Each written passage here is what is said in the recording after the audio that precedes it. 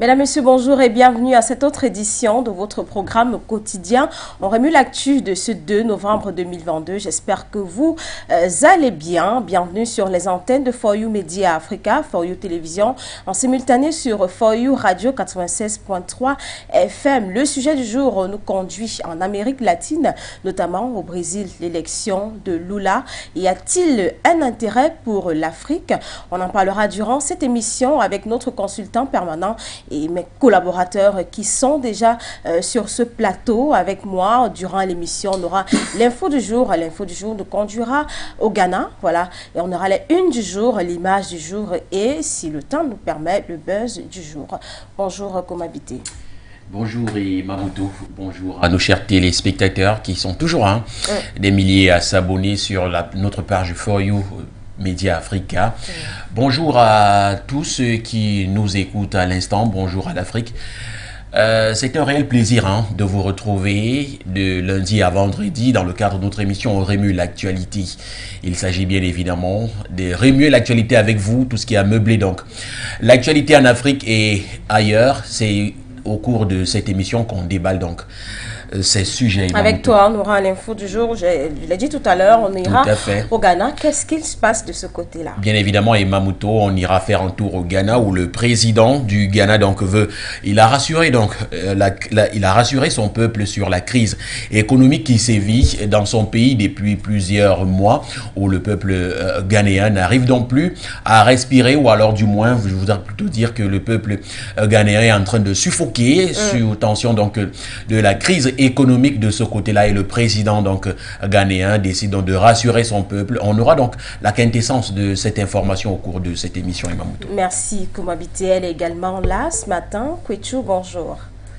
Bonjour Moto, bonjour à Komabité, bonjour également à nos nombreux téléspectateurs. Bien sûr, on est encore des vôtres aujourd'hui pour remuer l'actualité du nord au sud, de l'est à l'ouest du globe. On s'intéresse donc à tout ce qui fait les choux gras de l'actualité, et aujourd'hui encore on aura l'occasion, et on espère bien sûr avec votre concours pour avoir les contours de toute cette actualité. Voilà, mesdames, messieurs, vous faites bien d'être avec nous. À présent, l'essentiel de ce que vous êtes censés savoir, le sujet du jour.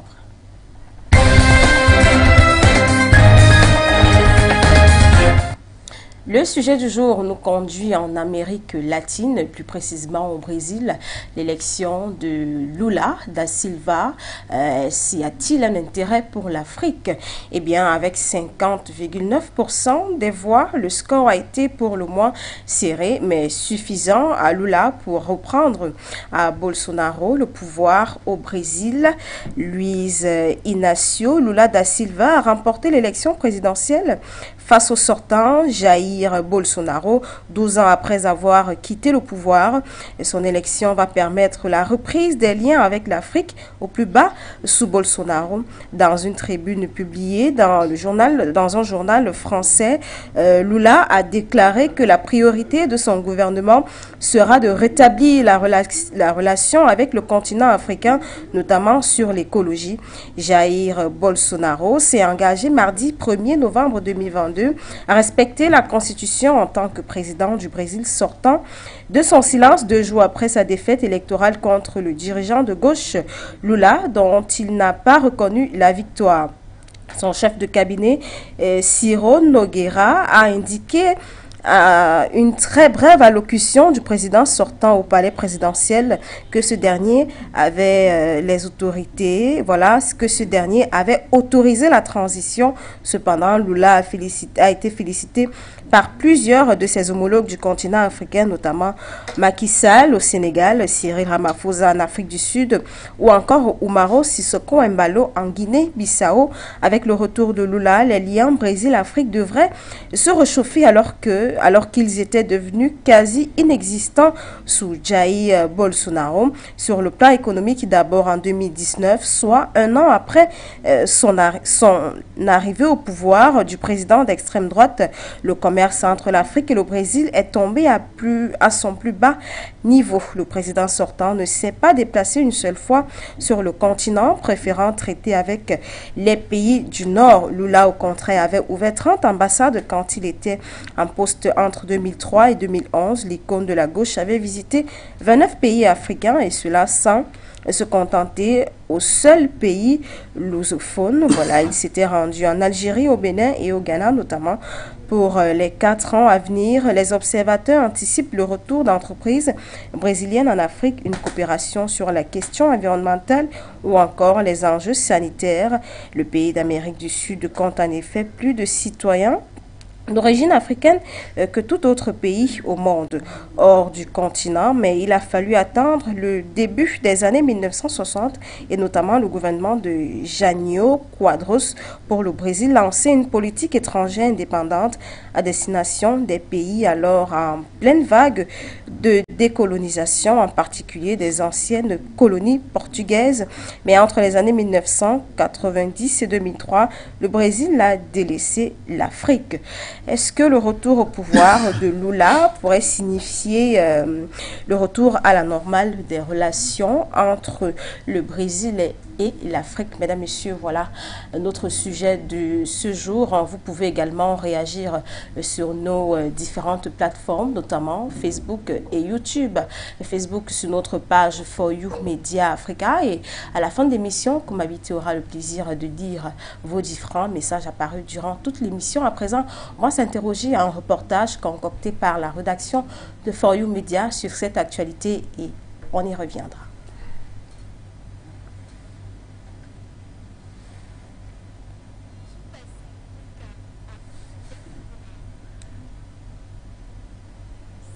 Retour de Luis Inácio. Un retour particulièrement apprécié, même célébré par la majorité africaine.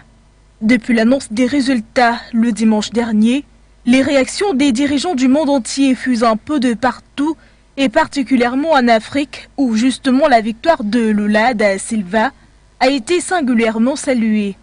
C'est le cas de Macky Sall, président en exercice de l'Union africaine, qui a particulièrement adressé de chaleureuses félicitations tout en lui souhaitant ses meilleurs vœux de réussite.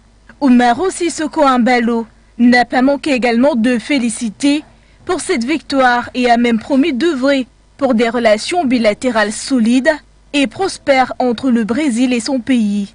Si pour certains, leur est encore félicitations, d'autres par contre se projettent déjà dans le futur.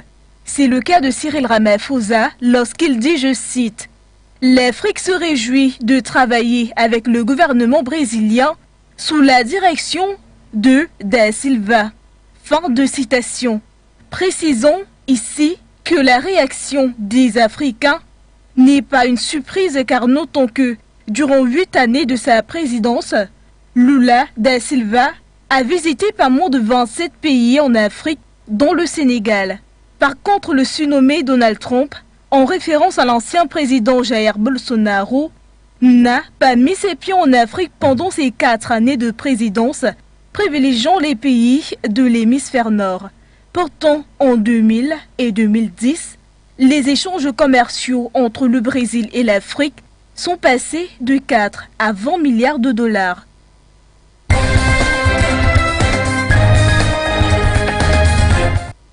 Voilà, merci à la rédaction de For You Media d'avoir concocté ce reportage pour nous. On aura l'avis de notre consultant sur cette thématique du jour. Quechu, Lula da Silva est de retour au Brésil, celui-là qui avait tissé pas mal de liens avec certains chefs d'État africains et durant ses 2 premiers mandats, il a visité plus de 27 pays africains. Donc, il avait tissé des liens avec ces différents dirigeants africains. Est-ce que le retour de Lula au pouvoir, notamment au Brésil, pourrait signifier le retour à la normale des relations Brésil-Afrique pour vous? Oui, je pense d'emblée sur la base de ses actions, du temps où il fut président, de 2003 notamment jusqu'en 2011. On peut effectivement penser qu'il remettra donc sur les rails ces relations diplomatiques entre l'Afrique et le Brésil. Alors, ce qu'il est à noter, et d'ailleurs j'en ai fait mention, Moto, lors donc, de ces précisions, il ne s'est pas limité dans ses rapports à l'Afrique, au pays lusophone. On se serait attendu à ce qu'il ait des rapports uniquement avec l'Angola ou encore le Mozambique ou le Cap-Vert, donc ces anciennes colonies portugaises, un peu comme l'est le Brésil aujourd'hui, même si on a le sentiment que la vapeur est assez inversée, parce que le colonisateur qui était le Portugal n'a plus réellement quelque effet ou impact sur le Brésil, si ce n'est le contraire. Donc, une parenthèse. Pour dire que c'était fort salutaire déjà du temps où il fut président, que d'essayer de tisser ces liens avec l'Afrique et ce qui s'inscrit d'une certaine manière dans des relations sud-sud, de coopération sud-sud. Et ce n'est que bénéfique dans tout ce qui est cohésion qu'on voudrait aujourd'hui de ces pays qui n'ont pas eu, même si le Brésil a une économie qui est vraiment, vraiment aujourd'hui au top et qui tend d'ailleurs à s'améliorer, mais ne l'a pas forcément été. Et aujourd'hui, il y a encore un réel déphasage dans la société brésilienne entre une forte population qui croule dans la misère et une classe sociale, une classe moyenne et une classe sociale bien assez élevée. Donc il y a encore à faire. Et on le relevait, et le Brésil, c'est le pays, outre l'Afrique, qui a à son sein le plus grand nombre de populations issues de l'Afrique, donc de populations noires. Et je pense qu'il est important dans ces relations de pouvoir consolider ou du moins de garder un lien entre ces anciens déplacés du fait de l'esclavage qui vivent au Brésil et l'Afrique. Donc maintenant, pour être plus concret, c'est clair que ce n'est pas juste un rapport par rapport à la société brésilienne, par rapport à l'histoire de la société brésilienne. Il y a des enjeux économiques également qui se jouent. Et je pense que son retour dans une période aussi stratégique que celle-ci, c'est-à-dire celle qui se veut désormais les pro-Russie, j'ai presque envie de dire, donc les pro-Poutine, ou alors les anti-Poutine qui se veulent donc pro-occidentaux. Donc, il sera question désormais pour le Brésil, dont on n'a pas vraiment connu, on n'a pas vraiment vu une réaction dans ce conflit aujourd'hui qui divise la politique mondiale. Effectivement. Et géostratégiquement, il est important donc désormais de prendre un parti, soit de l'un, soit de l'autre, et connaissant donc Jair Bolsonaro, Lula, voilà, et ses affinités avec l'Afrique qui, elle, il faut le dire à majorité, soit elle est dans un mutisme, elle a choisi de ne pas prendre position, ou pour certains, pour beaucoup de pays africains, c'est clairement le parti de la Russie qui est pris. On a presque envie de dire, il sera déterminant de savoir quelle est la position aujourd'hui donc de Lula. Est-ce qu'il va renforcer donc ces liens, ou du moins tisser des liens beaucoup plus serrés avec la Russie, et donc consolider davantage j'ai presque envie de dire qu'on est dans une guerre froide, limite, et que il vient resserrer les rangs, peut-être, de la position russe aujourd'hui. Enfin, du moins, ça, pour ma part, je l'espère vivement, parce que ce sera donc un allié de choc vis-à-vis de la Russie, et de toute cette opposition aujourd'hui face à la position occidentale, et donc de l'OTAN, qui, il faut le dire quand même, est en train de perdre beaucoup quand même de son poids aujourd'hui dans la politique mondiale. On voit donc des groupuscules qui se créent. Les enjeux aujourd'hui sont tels que c'est peut-être les petits poussets qui ont décidé de faire corps ensemble, et le Brésil est un peu d'entre-deux. D'entre-deux, parce qu'ils ont une économie qui est fortement, assez forte, effectivement, mais qui pâtit ou souffre encore des mêmes problèmes dont peut souffrir l'Afrique, la misère des populations dans les favelas, et a besoin quand même d'un allié de choc qui pourra non seulement être un marché pour pouvoir écouler donc certains de leurs produits, pouvoir bénéficier également des mines et des richesses de l'Afrique, et en contrepartie, dans tous les cas, ce serait du gagnant-gagnant. Ce serait du gagnant-gagnant. Et l'arrivée de Lula aujourd'hui au poste de président, un poste qu'il avait laissé à la faveur de Dilma Rousseff, qui, elle, malheureusement, n'a pas connu le même succès que lui du temps où il fut président. Donc, c'est un retour qui est très observé, en tout cas, tant par les grandes puissances du G7 que par ceux qui sont aujourd'hui dans la position de s'allier à la Russie, quant à dire, OK, on a un homme qui désormais a ouvert les vannes pour relancer les rapports diplomatiques, ce qu'il n'y avait plus du temps du Jair, qui était assez fermé sur lui et qui avait un peu cristallisé la diplomatie, les rapports diplomatiques avec d'autres pays. Donc, surtout l'Afrique. Surtout l'Afrique. Quelle est la position donc qu'il va prendre, Lula, et s'il rejoint ces pays africains qui sont en faveur de la Russie, que ce soit le Mali, le Burkina Faso, ou encore, et même bien d'autres qui collaborent, même le Cameroun qui collabore avec la Russie, l'Algérie et même l'Égypte, ben, ce sera qu'un allié de choc finalement dans cette bataille froide. Merci Kouetchou.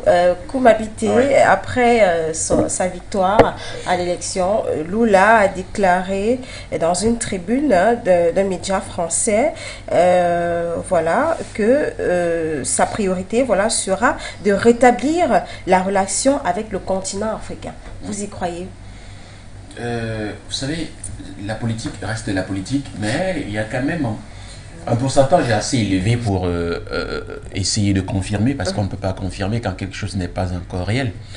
Mais il faut dire que depuis 2010, parce qu'il laisse le pouvoir en 2010, et puis il revient, et 12 ans après, étant donné que, lorsqu'il dirigeait le Brésil à cette époque, il y avait bien des relations entre le Brésil et l'Afrique, et qui étaient plus ou moins un peu plus fructueuses en fait. Oui. Mais aujourd'hui, on a constaté que Bolsonaro, de son côté, lorsqu'il accède au pouvoir, essaye un peu à un moment donné de diminuer ou alors de suspendre même les relations entre le Brésil et l'Afrique. Il faut comprendre ici que le Brésil, en réalité, c'est un pays qui regorge pas mal d'Africains et qui a le plus, vous avez souligné tout à l'heure, qui a le plus de Noirs dans tout le monde entier. Effectivement. Et on a constaté que le Brésil et l'Afrique, à un moment donné, font corps.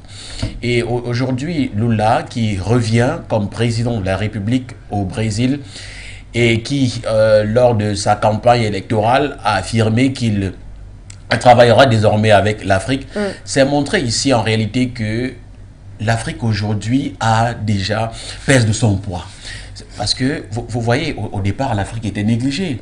Mais maintenant, on voit un président... Surtout avec Jair Bolsonaro. Tout à fait. Mais maintenant, on voit avec Lula un président qui se dit, tiens, étant donné que mon pays est un pays de Noirs, et l'Afrique, qui est donc le berceau de nos ancêtres, je pense pouvoir travailler avec ce continent parce qu'à un moment donné, on a des traits communs ensemble et je crois que c'est une très bonne initiative. De l'autre côté, qu'est-ce qu'on constate après, lorsqu'on regarde, on jette un peu un regard un peu géopolitique, c'est-à-dire un regard un peu plus abyssal dans cette affaire, on constate simplement que l'Occident est dans un cocon un peu...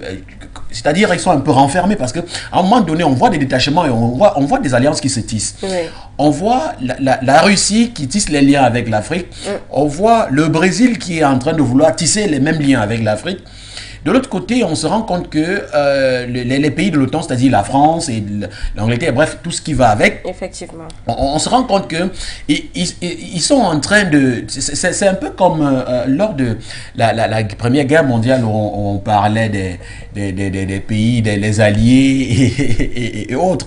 On se rend simplement compte que aujourd'hui, l'Afrique n'est plus seule.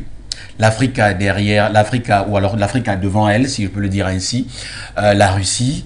L'Afrique a devant elle la Chine, l'Afrique a devant elle, voilà, le Brésil qui s'allie aussi. Donc on n'en sait rien pour le moment, c'est juste des prétentions, oui, des propositions. Mais vous rappelez quand même qu'en 2010, en 2010 quand même, Lula, quand il était au pays, quand il était à la tête du pouvoir, a quand même réussi à ouvrir des ambassades, plusieurs ambassades dans les pays africains. Donc vous comprenez à un moment donné que il a un penchant pour l'Afrique et il sait en réalité ce qui se cache en Afrique. Il sait en réalité ce que l'Afrique cache en réalité et il sait aussi ce que de son côté le pays peut produire. Gagner en Afrique. Donc, oui, bien sûr. Et donc, du coup, un bon allié en Afrique quand même. La preuve, vous avez vu Umaro Sissoko, Sissoko qui a encouragé, qui a félicité. Donc, vous comprenez. Il a été félicité par plusieurs chefs d'État. Oui, tout à fait. Donc, vous comprenez en réalité que peut-être l'Afrique dont on parlait, les États-Unis d'Afrique, à un moment donné, peut-être ça sera en train de se réaliser, ou alors,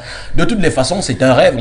C'est vrai que les rêves sont toujours utopiques, mais on a quand même la ferme conviction que ces relations diplomatiques entre l'Afrique et le Brésil vont donner, je sais pas, vont apporter quand même un plus, d'autant plus qu'on a besoin de ça pour émerger, et on a besoin de ça pour qu'à un moment donné, que l'Occident à un moment donné se mette à genoux et nous demande pardon à Mondovision. Est-ce que l'Afrique peut alors profiter de cette... parce que l'Afrique est actuellement séduit tous ces grandes puissances-là. Est-ce qu'il ne serait pas...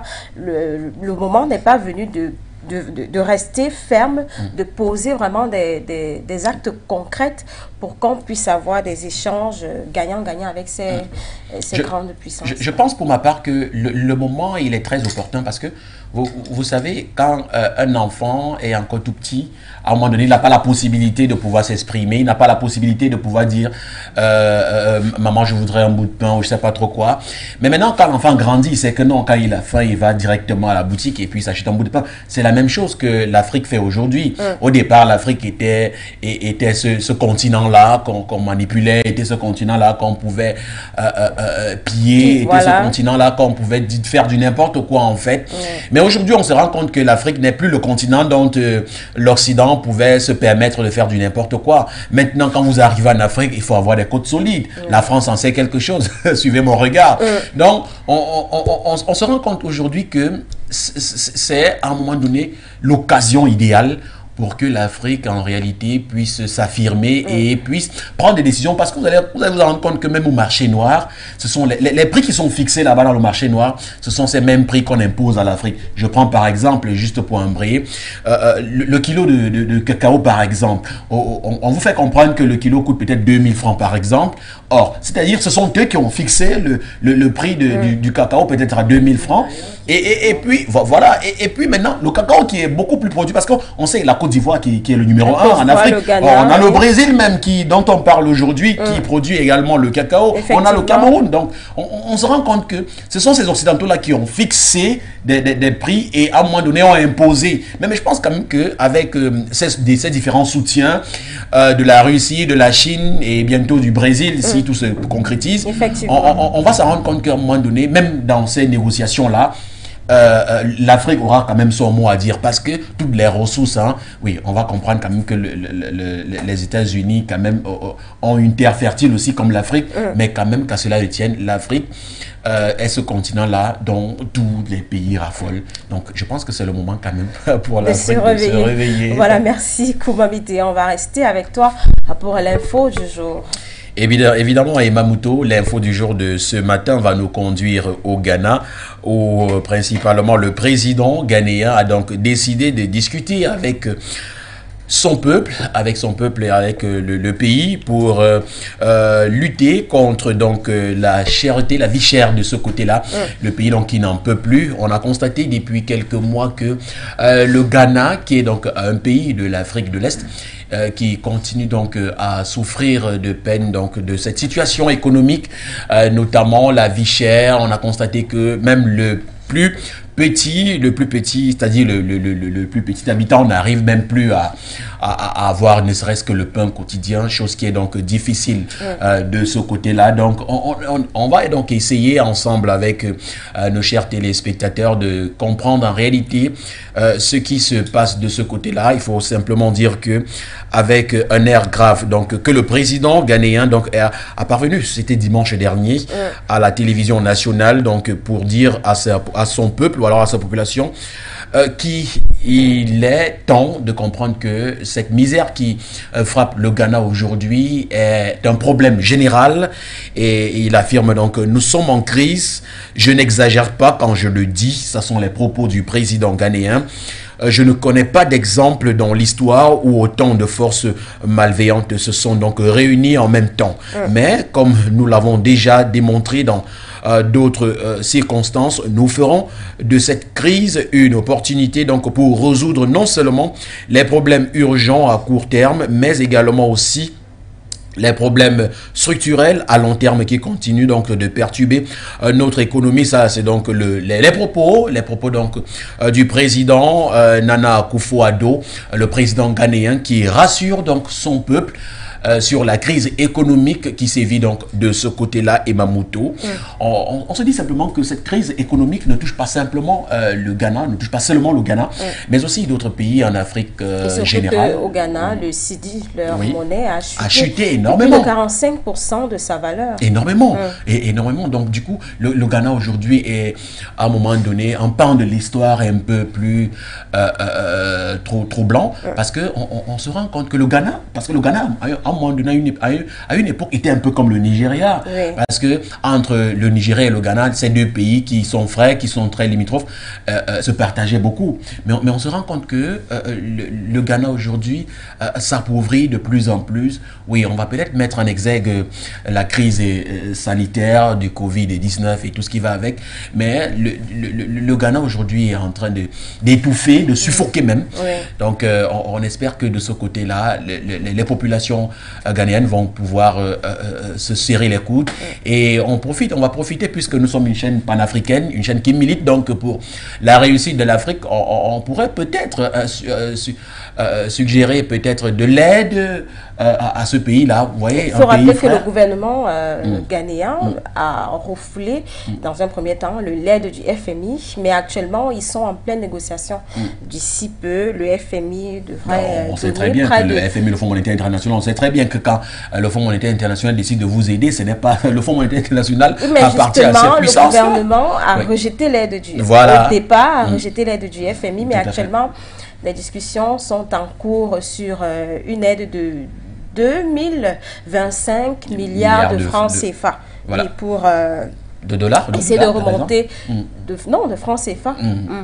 333 milliards de dollars et 225 milliards de francs CFA. Voilà, donc pour essayer de remonter l'économie. Justement, c'est ce que l'Afrique, c'est ce qu'on demande aux pays africains, c'est ce qu'on demande aux dirigeants africains, que lorsque votre frère est en difficulté, lorsque votre frère est en déphasage, c'est le moment idéal de lui apporter votre soutien. Mais si vous n'apportez pas votre soutien et que vous êtes simplement là pour soutenir vos idéologies ou alors pour remplir vos ventres, alors à un moment donné, vous n'êtes plus dirigeant. Je pense que Kwechu, à un moment donné, peut confirmer ou alors peut infirmer ce que je suis en train de dire sur ce plateau. C'est une situation assez difficile que connaît globalement l'Afrique, et on est assez surpris quand même de voir le Ghana dans une telle impasse. Effectivement, l'évaluation de la monnaie y a joué pour beaucoup.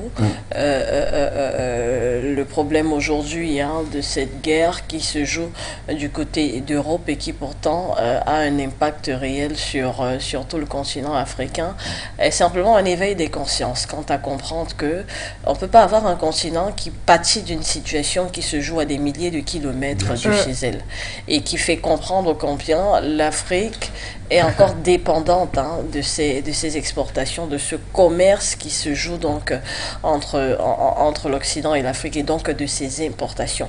Donc aujourd'hui, s'il faille retenir quelque chose de ce malaise, de cette crise que connaît donc l'Afrique globalement, c'est de comprendre qu'il faudra, et je le relevais encore, essayer pour l'Afrique et ces d'autres pays, tisser et resserrer davantage des liens de coopération économique sud-sud. Parce que finalement, à se serrer les coudes, il est tout à fait possible de se départir de cette dépendance aujourd'hui à ces importations donc occidentales. Donc vraiment, c'est dommage ce qui se passe du côté du Ghana, mais voilà, ils vont forcément sortir la tête de l'eau. Voilà, effectivement, ils vont sortir la tête haute de cette crise économique. Voilà. Merci Komabité pour cette information. Merci également à Emma Mouton. On se retrouve donc demain pour une autre information du jour. Merci. Voilà. Merci. On se retourne vers Kwechu avant de prendre notre analyste permanent, M. Nombisi Wafo, pour le jour. Et c'est tout de suite. Je crois qu'il y a une transition avec Kwechu.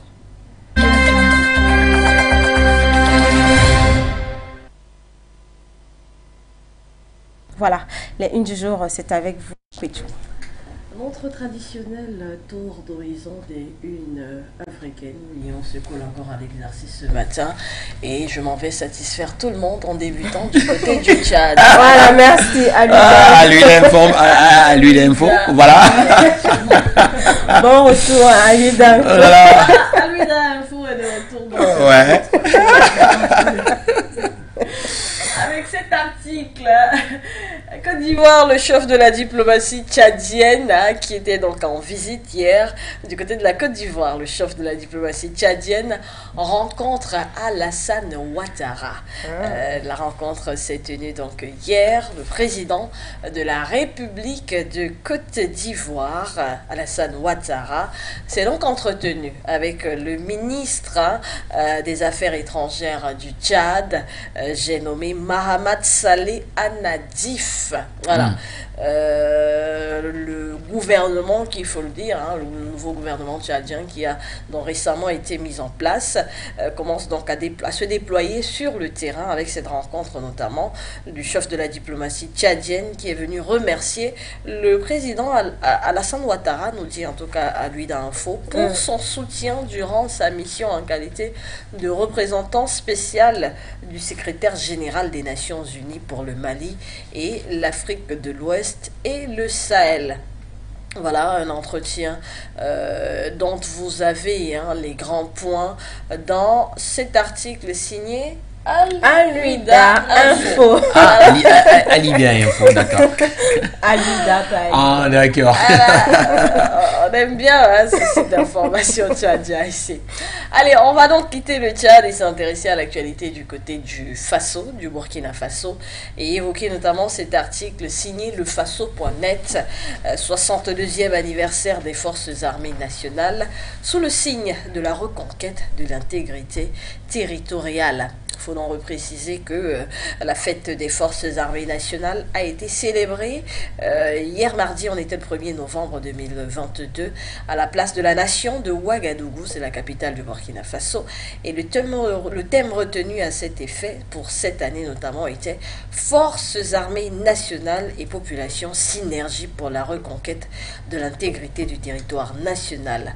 Et il était présent, entre autres à cette cérémonie, le représentant du chef de l'État, le colonel-major Kazoum Koulibaly, et le ministre d'État, ministre de la Défense et des anciens combattants, ou encore le chef d'État-major général des armées, David Cabré. En tout cas, c'est dire ô combien cette cérémonie revêtait un caractère des plus sérieux et importants. Et vous avez donc plus d'informations concernant cette actualité dans cet article signé lefaso.net.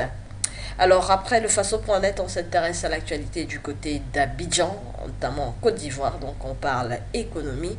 Côte d'Ivoire, le prix de l'essence reste inchangé à 775 francs CFA et le gazole à 655 francs CFA. Le prix de l'essence super sans plomb est donc resté inchangé à 775 francs le litre sur la période du 1er au 30 novembre 2022 en Côte d'Ivoire, comme le mois dernier, de même que celui du gazole qui lui aussi a été maintenu au prix de 655 francs le litre.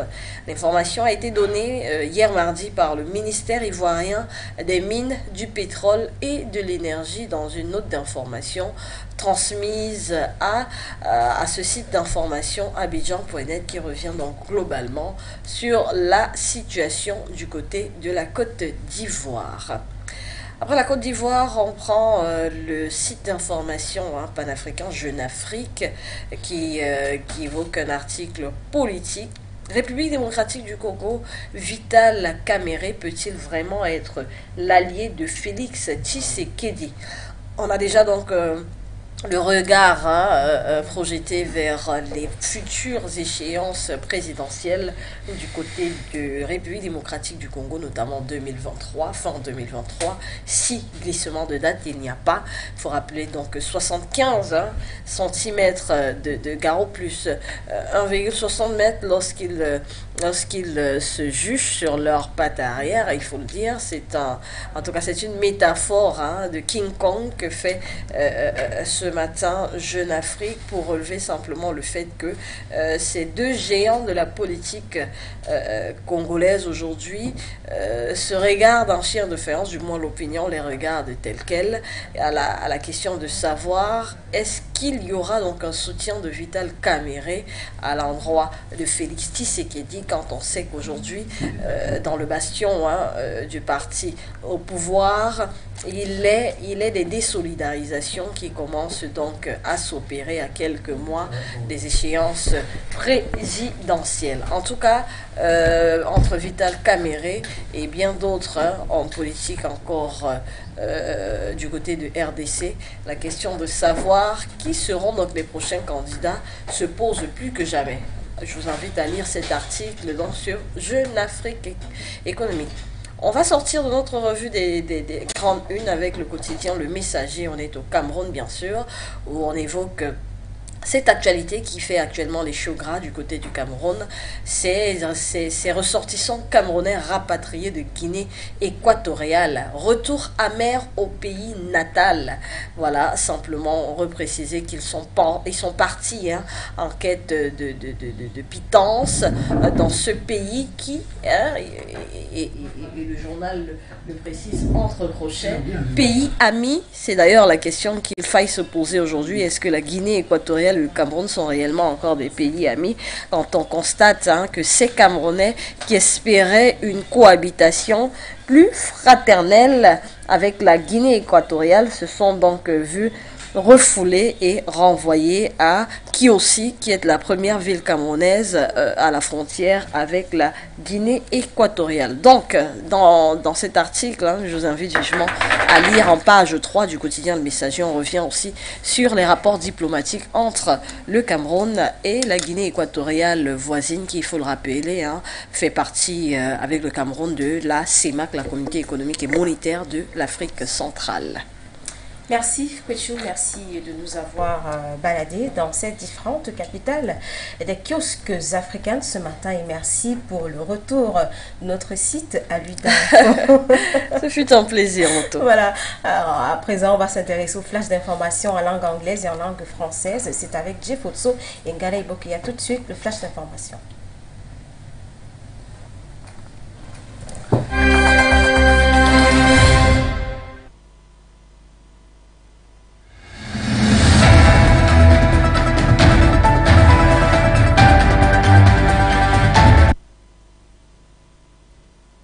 À cet instant de l'information en langue française sur les antennes de For You Media. Eh bien, nous démarrons au Cameroun. La fermeture des frontières de la Guinée équatoriale affecte donc les commerçants. Ces derniers vivant à la frontière entre les deux pays souffrent donc depuis la fermeture des frontières terrestres équato-guinéennes en vue de la campagne présidentielle qui débutera le 3 novembre prochain en Guinée équatoriale. Le vice-président Théodore Nguema Obiang a donc déclaré le 25 octobre dernier que cette mesure est comme moyen d'empêcher l'infiltration de groupes qui pourraient tenter de déstabiliser la campagne sans donner de date officielle pour la réouverture des frontières. Les commerçants empruntent donc des itinéraires interdits à travers la brousse pour aller faire leurs courses habituelles. En République démocratique du Congo, les organisations de la société civile étaient donc dans la rue pour protester contre l'agression du pays par le Rwanda à travers la rébellion du M23 qui occupe à ce jour la quasi-totalité du territoire de Rutshuru. C'est à partir de 7 h le lundi 1er novembre que ces derniers se sont donc rassemblés à différents points convenus dans la ville de Goma. Leur objectif est notamment de dénoncer la guerre menée selon eux par le Rwanda qui soutiendrait la rébellion du M23 et qui montrerait le soutien de la population à l'armée congolaise. Nous terminons en Israël. Les députés sont donc élus pour la 5e fois en 3 ans et demi. Le scrutin anticipé a donc été provoqué cette fois-ci par la chute du gouvernement en juin dernier, alors que le pays est plongé dans une profonde crise politique. Le bloc de droite mené par Benjamin Netanyahu pourrait, selon certaines sources, arriver en tête, car ce dernier essaye donc de rallier une majorité de 61 députés sur les 120 du Parlement, avec ses alliés des partis ultra-orthodoxes et de l'extrême droite qui a actuellement le vent en poupe. C'est la fin, mesdames et messieurs. Remue l'actu se poursuit.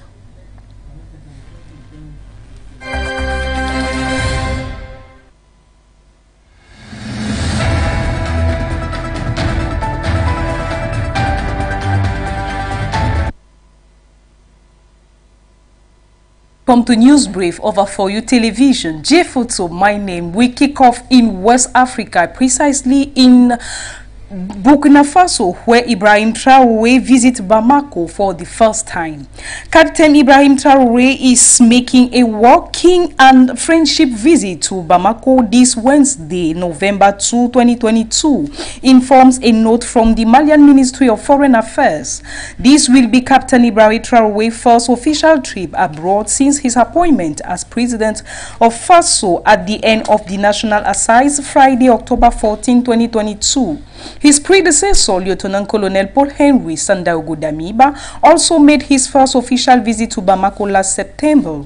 The former president of the transition had met Colonel Assimi Goïta, with whom he had discussed the need for their two countries to work together to defeat the jihadist group which have been destabilizing the Central Sahel for several years. Up next, we go to Algeria, where the country holds first Arab summit since Israel normalization deals. Arab leaders gathered in the Algerian capital on Tuesday for their first summit since a string of normalization deals with Israel that have divided the region. Since the last Arab League summit in 2019, several members of the 22-member bloc for decades, a forum for strident declarations of support for the Palestinian cause, have normalized ties with the Jewish state, the United Arab Emirates, went first in a historic United States-mediated deal that made the country the third Arab state after Egypt and Jordan. They established full ties with Israel. The UAE's move sparked similar accords with Bahrain and Morocco, deepening Morocco's decade-old rivalry with its neighbor Algeria. In Congo, UN peacekeepers make strategic withdrawal from key military base. The United Nations peacekeeping mission in Democratic Republic of Congo on Tuesday said its troops had made a strategic withdrawal from the eastern military base of Rumangabo, ceding ground in the battle against the M23 rebel group. United troops have been supporting Congolese forces in the fight against the M23, which launched a new offensive in October and seized the town of Kiwanja last Saturday, breaking months of relative calm. The loss of the major military base is a setback for Congo and a further blow to the security outlook in the conflict hit it. The crisis has also deepened a standoff with neighboring Rwanda over its alleged support for the rebels, which is denied. Abroad, we talk about Brazil. Bolsonaro ends silence without publicly consenting. Brazil far-right President Jair Bolsonaro has broken the silence he had maintained since being defeated in Sunday presidential election. He thanked voters for had cast their ballots for him but did not acknowledge defeat. But he did not contest the result either, as some had feared he would. His chief of staff, Ciro Daguira, spoke after Mr. Bolsonaro's brief statement saying that the process of transition of power will begin.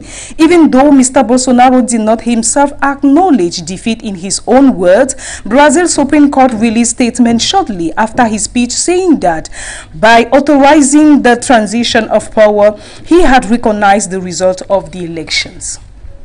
On this note on Brazil, we put an end to this edition of News Brief over For You Television. Once more, J Photo, my name. Keep watching on Remue l'Actu.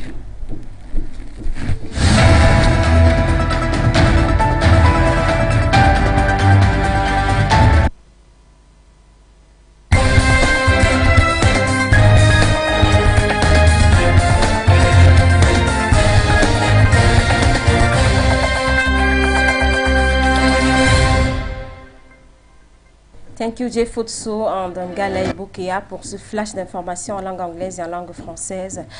Mesdames, Messieurs, si vous nous rejoignez à l'instant, vous êtes sur les antennes de For You Media Africa, en simultané sur For You Radio 96.3 FM. Aujourd'hui, nous sommes en Amérique latine, au Brésil.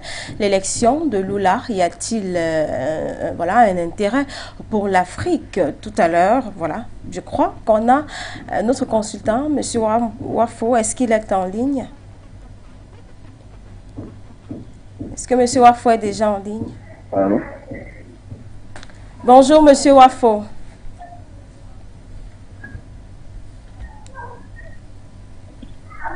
M. Wafo est avec nous ce matin?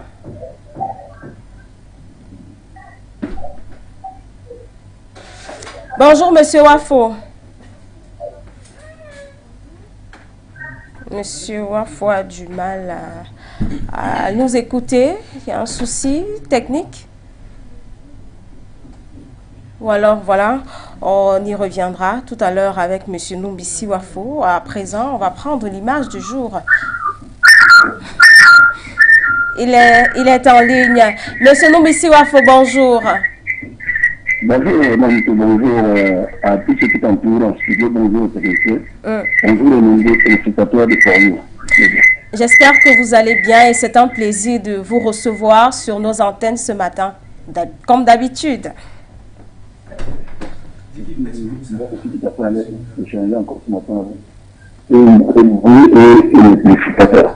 Voilà. Monsieur Numbisi Wafo, aujourd'hui, on s'intéresse au Brésil, notamment à l'élection du président Lula da Silva. Y a-t-il un intérêt pour l'Afrique? Est-ce que le retour de Lula au Brésil, Monsieur Numbisi Wafo, pourrait signifier le retour à la normale des relations Brésil-Afrique? On peut le dire. On peut le dire parce que sous Bolsonaro, le prédécesseur de Lula, oui, il y avait eu comme un isolement. Il y avait eu comme un isolement de l'Afrique. Du coup, parce qu'il ne s'intéressait pas à l'Afrique. Ce qui était sa priorité dans les relations extérieures, c'est le ministère nord.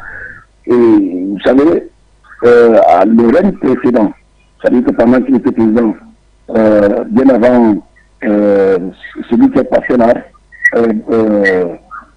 Da Silva, Lula da Silva avait déjà établi de très très bonnes relations avec l'Afrique.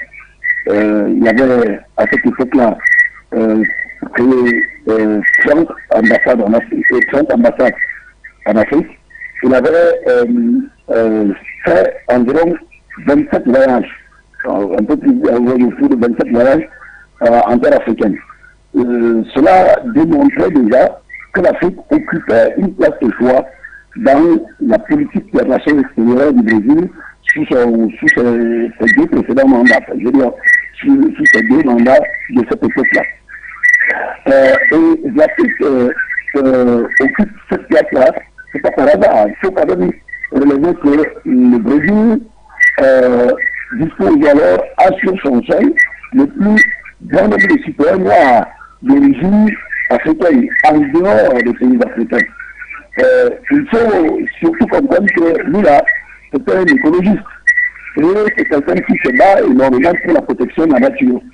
Et il pense, Lula, que les deux pays qui représentent, les espaces qui représentent le poumon de l'humanité, ou alors le cadre qui devait servir de socle à la préservation de la nature, c'est l'Amazonie et l'Afrique. Et c'est pour cela que lui vient à avoir des relations particulières avec la République démocratique du Congo, qui, elle aussi, dispose d'une très très grande forêt, d'un très très grand espace forestier.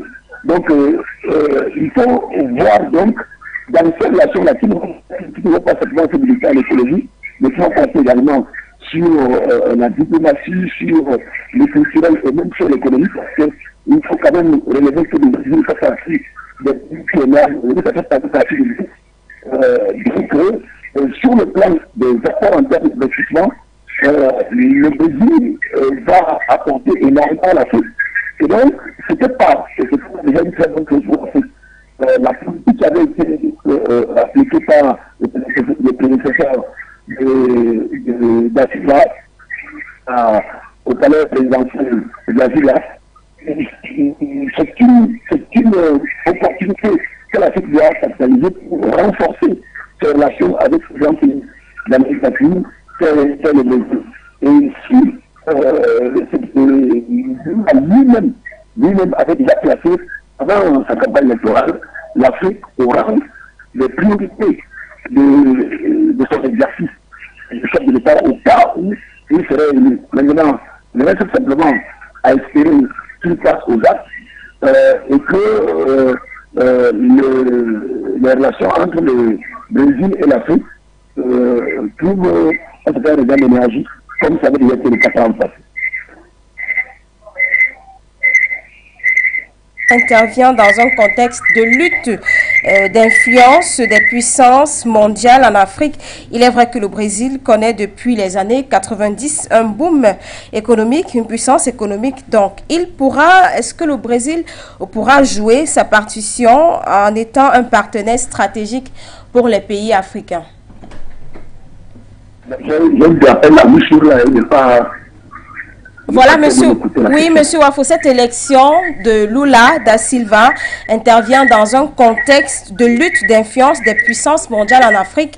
Est-ce que le Brésil jouera sa partition en étant un partenaire stratégique pour les pays africains?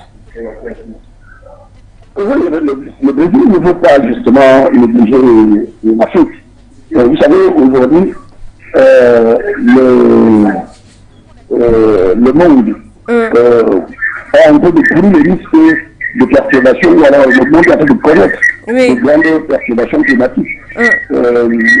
Ces perturbations climatiques-là, qui sont encouragées par la diminution de la couche d'ozone et l'assèchement de la nature, attaque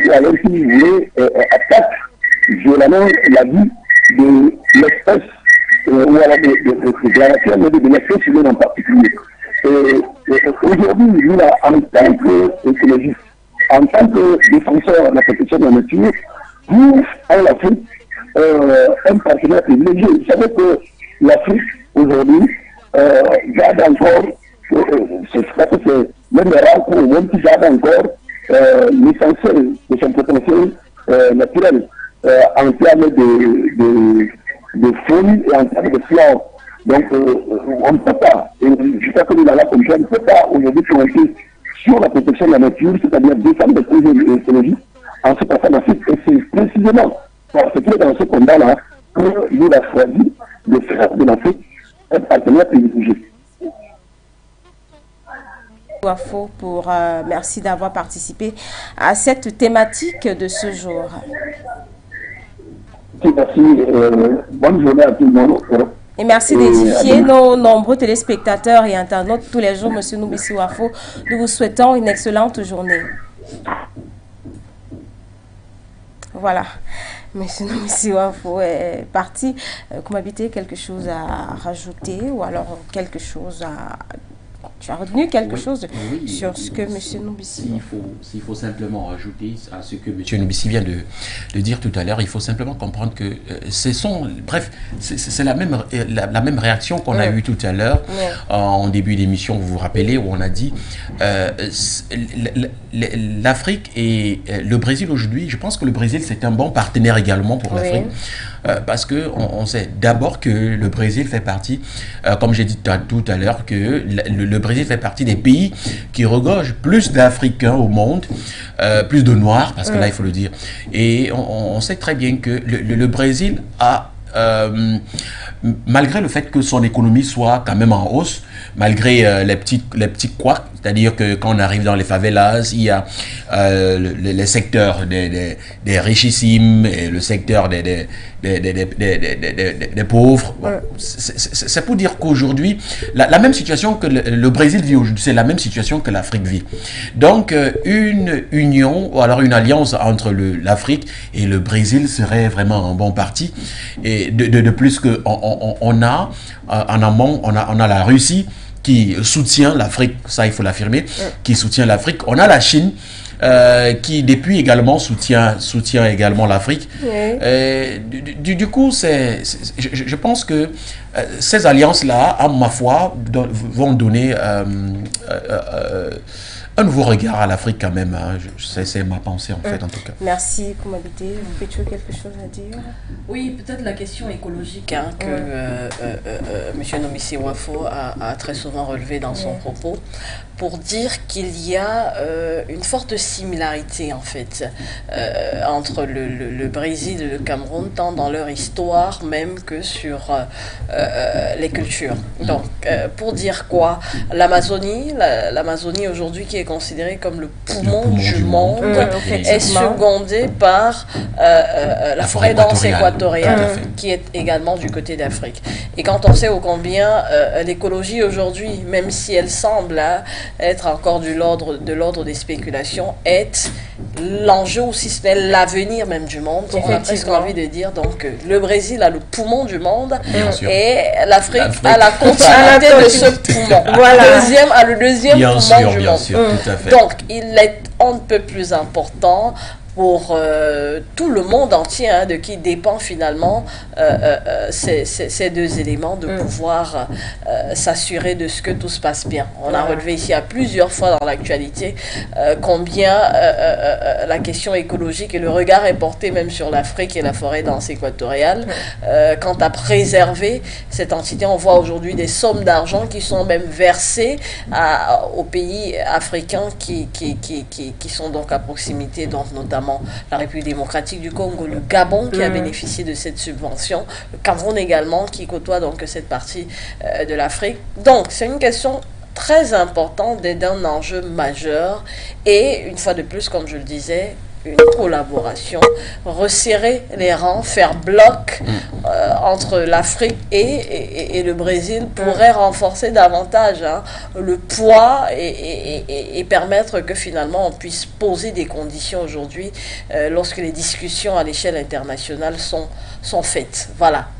Un autre enjeu peut-être aussi le fait que, quand j'évoquais le fait que même le relief et même les cultures sont similaires, le cacao, le café, la canne à sucre. Le Brésil est exportateur aujourd'hui donc de beaucoup de matières premières dont regorge également l'Afrique et qui fait que finalement on pourrait être, s'il y a une association entre les pays africains producteurs et le Brésil, ça pourrait faire peser la balance à la faveur et faire en sorte qu'il n'y ait plus cette façon-là des pays acheteurs de dicter les prix sur les marchés. Voilà. Donc des points non négligeables quand même d'une potentielle collaboration entre le Brésil et bien d'autres pays africains aujourd'hui. Merci, Kwechu. On va peut-être sortir avec vous. C'est avec le sujet du jour. Non, l'image du jour. L'image du jour, voilà. L'image du jour avec Kwechu. Alors, l'image du jour, j'avoue que je l'ai vu, j'ai ri, et ensuite je me suis dit peut-être qu'il faudrait plutôt en pleurer.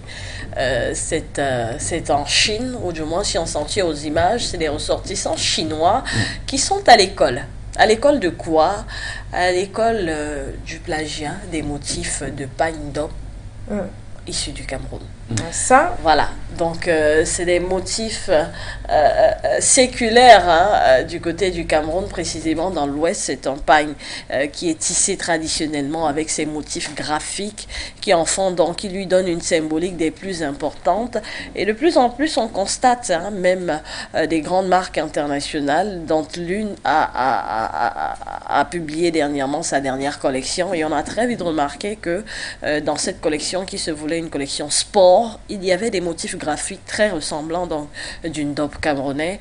Et aujourd'hui, on voit donc les Chinois qui sont qui ont ce motif à même la table et qui, on le voit, il y a carrément un tableau pour partager un peu des croquis de comment ces motifs sont conçus quand on sait que ça a commencé dans des castes en Afrique et qu'aujourd'hui ça se retrouve du côté de l'Asie.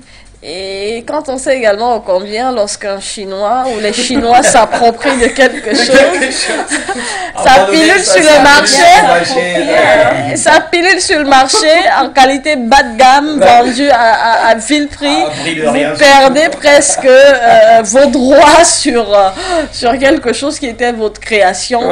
Et vraiment, ça fait peur. Ça fait chaud au cœur, en tout cas, de voir déjà qu'ils s'intéressent à cela. C'est dire au combien la création, elle leur a tapé à l'œil que de se dire, mais comment ils ont fait? Mais ils se sont mis à l'école et déjà même ça commence à se voir sur les marchés.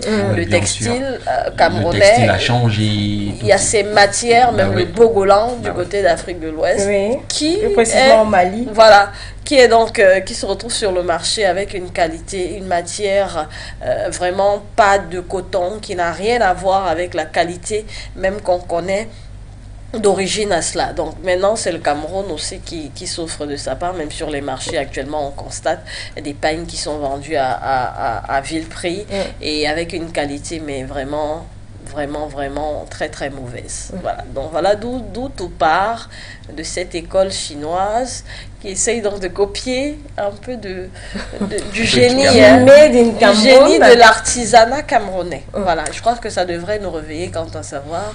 On a parfois des trésors dont on n'a pas conscience et dont on ne valorise pas assez. Voilà, et qui sous d'autres cieux finalement tapent à l'œil et deviennent très intéressants. Voilà. C'est le doc. Merci Kwetchou pour l'image de ce jour. C'est avec vous qu'on met en terme à cette édition On remue l'actu de ce 2 novembre. Qu'est-ce qu'il y a avec octobre? On a déjà terminé avec le mois d'octobre, 2 novembre 2022. Mesdames, Messieurs, j'espère que vous avez passé un super moment à nos côtés. On aura le plaisir de vous retrouver demain pour une nouvelle thématique et de nouvelles analyses. D'ici à là, portez-vous bien et passez une excellente journée. Restez en compagnie de nos programmes.